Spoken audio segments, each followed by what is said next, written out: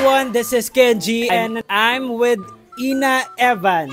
And nandito po kayo sa aking show, Jojowain, Trotropahin o Titikman. Ayun.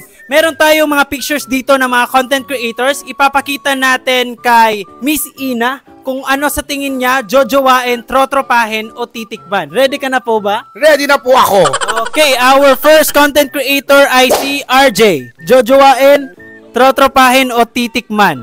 Trotropahin. Trotropahin, bakit?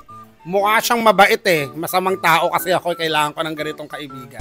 Ayun. Next content creator, Fred. Jojowain, trotropahin o titikman? Jojowain. Bakit? Ano eh, parang kaya akong ipagtanggol eh. At kaya akong bugbugin din siya.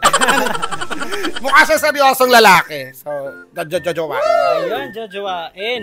Next, Kenji. Kenji. Nandito sa harap mo, bakit ka tuloy? Ang puti mo dito, ha? Una sa lahat. Thank you sa editor natin. Ayun, jojowain, trotropahin o titikman? Titikman. Bakit? Ayaw mo? Baka may magselos dito. Kambal mo. Baka may magselos. Ate, buong buhay ko naghahati tayo. Next content creator, J-Rob. Ay, jojowain, trotropahin o titikman? trotropahin. Ayun, bakit? Parehas kami may kulay yung buhok eh. Para pag naglalakad kami, mukha kami naglalakad na stabilo. Ayun, parang kayo yung nawawalang Bini members. Yes. Ayun, next.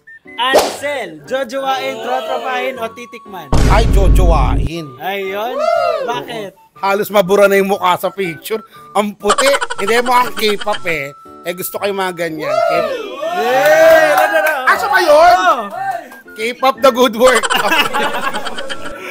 Next, ito ang panghuli. Kuya Ryan, jojowain, trotropahin o titikman? Jojowain. Bakit? Yaman eh. Ayun guys, thank you so much ating jojowain, trotropahin, titikman with Miss Ina Evans. Mr. Kenji. Ayun. Thank you so much guys and see you next time. Bye-bye.